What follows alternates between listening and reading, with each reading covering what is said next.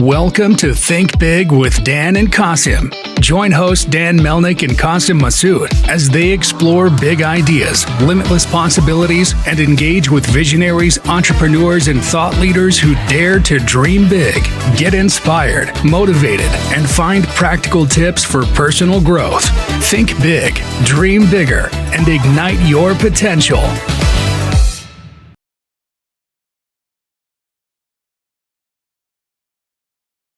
Welcome to the Think Big with Dan and Qasim today. Our guest is Chris. And how are you, Chris, today? Doing well. How are you? Yeah, I'm doing good. Thank you. So, Chris, will you please let us know about your journey, what you are doing, and how you are doing?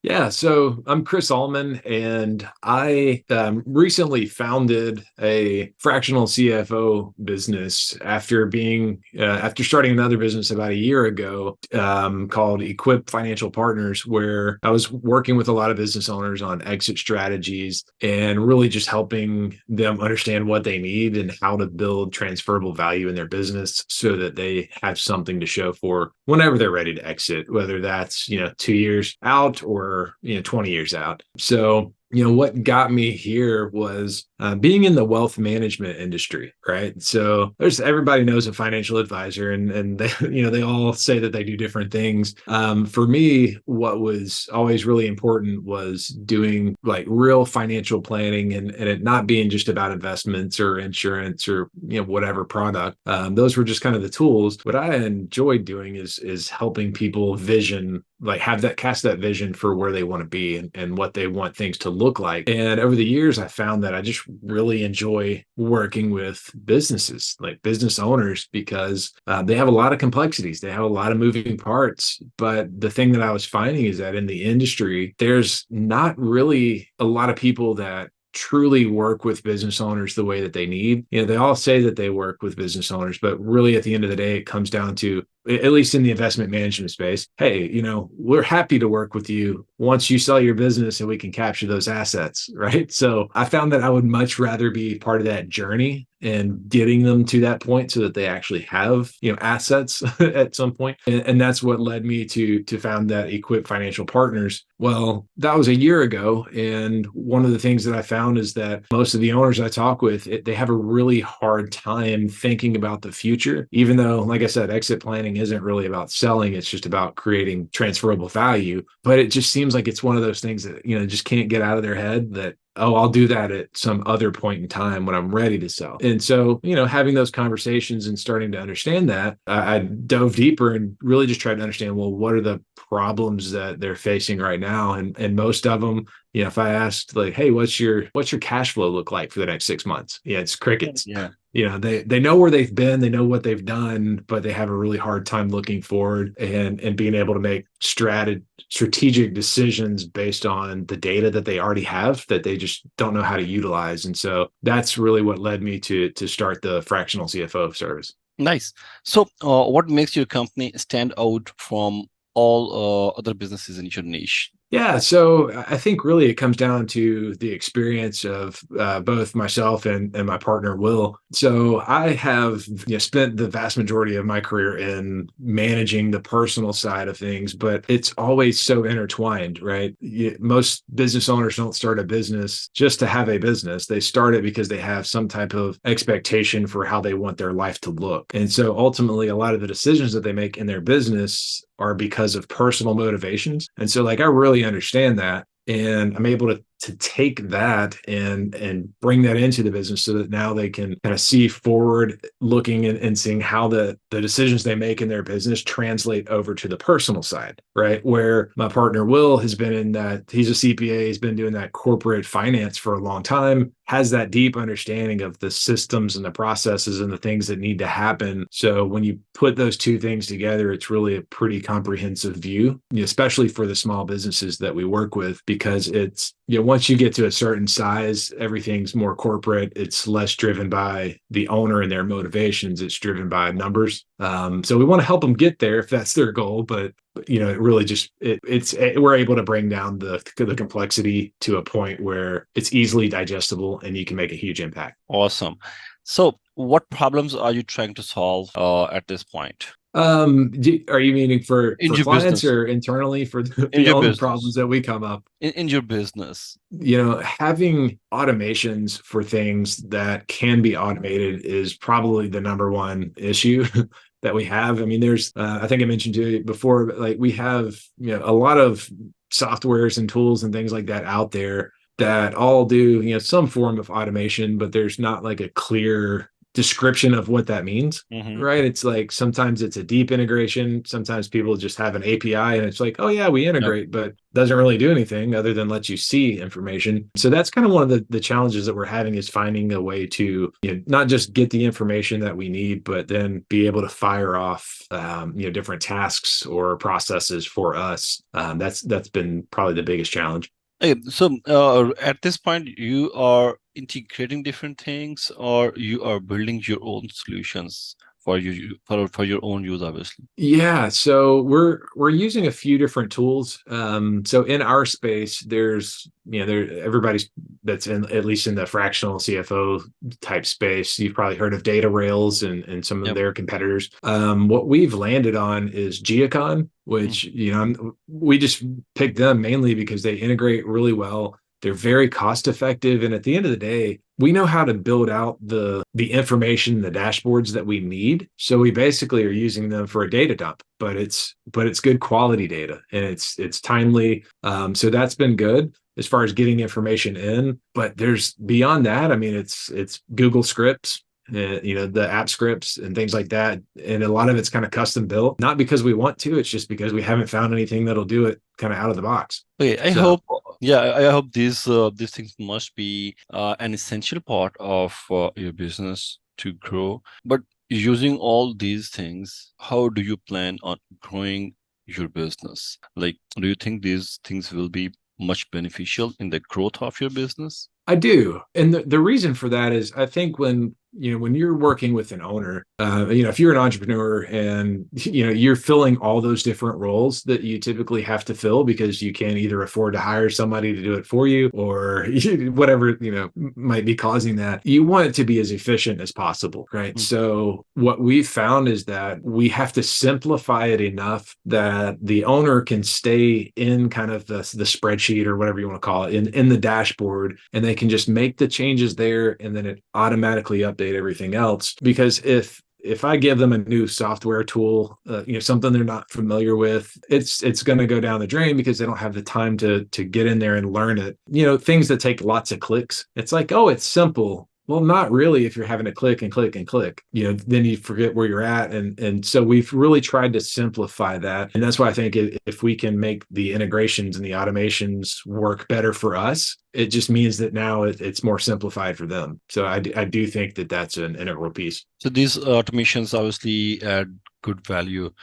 I believe there are many entrepreneurs who still even think like we can do a little more complex work instead of investing these sort of automations or these sort of other services. So what's your point of view on it? Yeah. So for us, the automations really it takes some of the grunt work out of things, Mm-hmm. right? The manual entry that could easily be done, but right now it has to be manual because we don't have a way to do it. It allows us to focus on more of the higher priority things, which are more of like that strategic advice.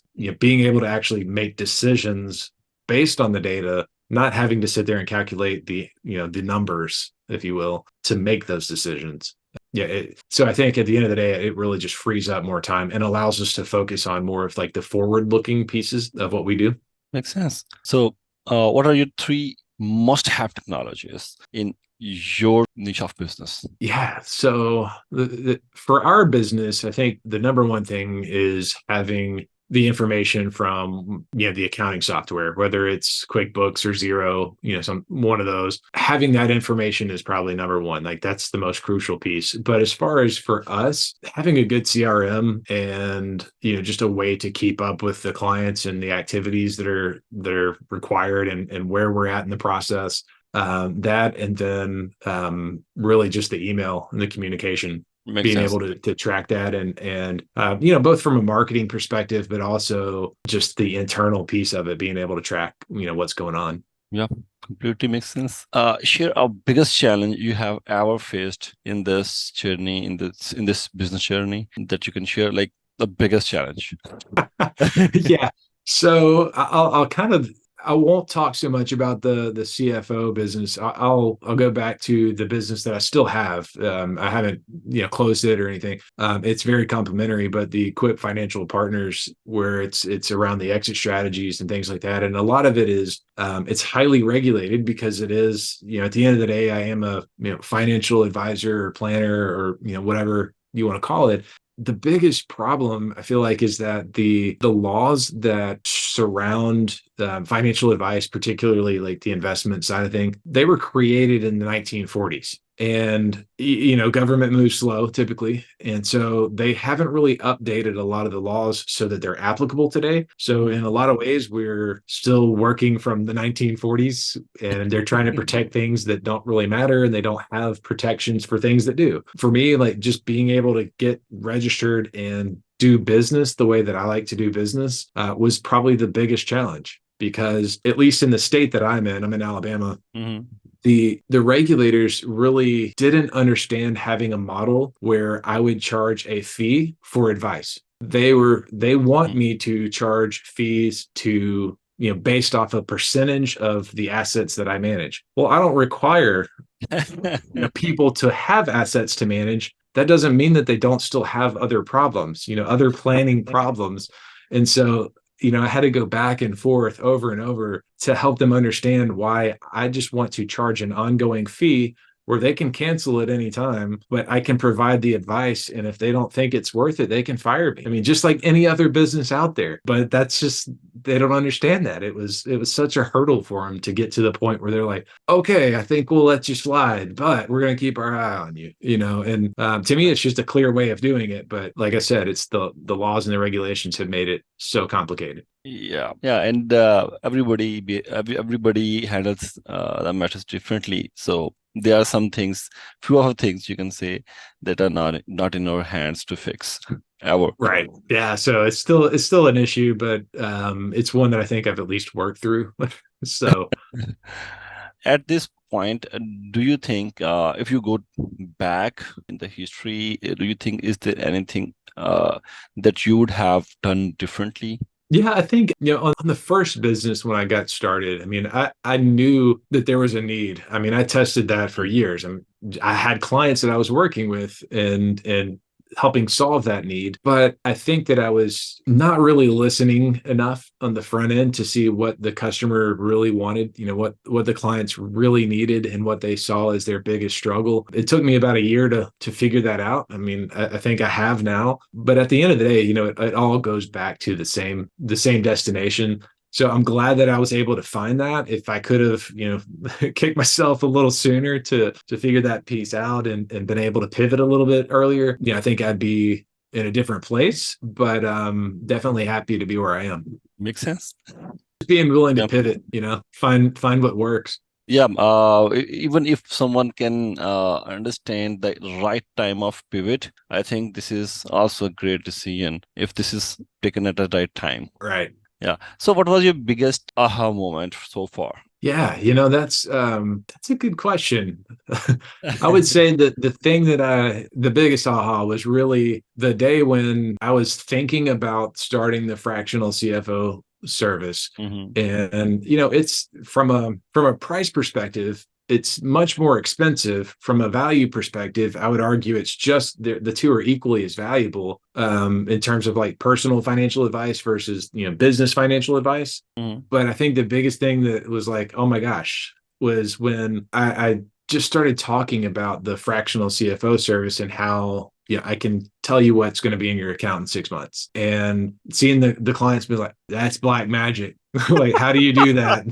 Like it was one of those things where I was like just amazed by how much more receptive people have been to figuring out problems for their business that they're not really willing to talk about for their personal side. Yeah. Whenever your clients are happy, obviously this thing really feels good. It does. It's like I'm answering the question that they feel like is the biggest concern. Yeah. But then ultimately it lets me have the other conversations that I really enjoy and I think are just as meaningful. Completely makes sense. So, what could be your biggest advice to the ones who are going to start their entrepreneurship journey? I think I underestimated not my skills, but I guess the how fast things might move, right? Like how quickly things might take off. And I would say try to be reasonable with yourself and show yourself a lot of grace when things don't happen on the timeline that you want, because it almost never will. We all hear the stories about, it's like rise and grind. Right. And it feels like you're doing that all the time. But I really do believe that you can still have a life. You've got to make time for yourself, time to refresh yourself, and in order to stay motivated so you don't get burned out. And then just being able to show yourself some grace. I mean, at the end of the day, don't set the expectations so high that you really can't achieve it. Yeah. You kind of have to have it where it really is attainable. It might be a stretch, but don't shoot too high where you can't get it, because then you just end up disappointed. So true. So true. So lastly, let me know where do you see yourself and your business in next 3 to 6 months? Yeah. So right now we're trying to onboard, no more than 2 to 3 clients per month. Just really want to be able to build out the processes and make sure that things are streamlined, and that also gives us time to get to know the owners that we're bringing in. So in the next 3 to 6 months, I would say that we're probably right on track for that. Going forward beyond that, we're looking to add help, add more people, because there's such a huge need. But there's also, you got to look at it from a profitability perspective and that's one of the things that we do, is being able to kind of get the most out of the employees that you have. So right now there's 2 of us, being able to get us to the point where now, profit levels are high enough that we can then drive them back down by hiring someone else. So it's all about kind of managing that labor efficiency. Completely makes sense. And that's a good thing. Good short-term goal, I think. Yeah. I So, mean, you hear it all the time.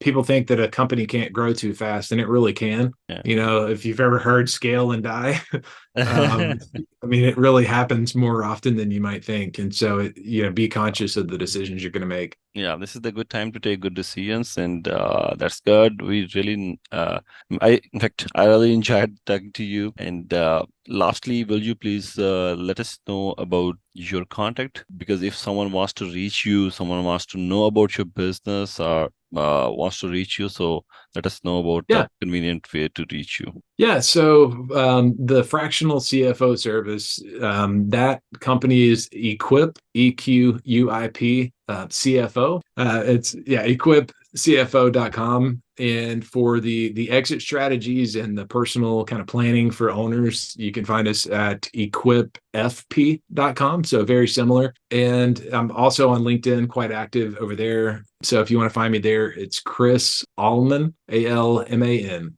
Yeah, I'd be happy to chat. That's great. So nice of you, Chris. I enjoyed it, and we wish you best of luck for your business. And Hey, I appreciate that. thanks for joining us. Yeah, Thank thank you. you for having me. Bye bye. Take care. Take care.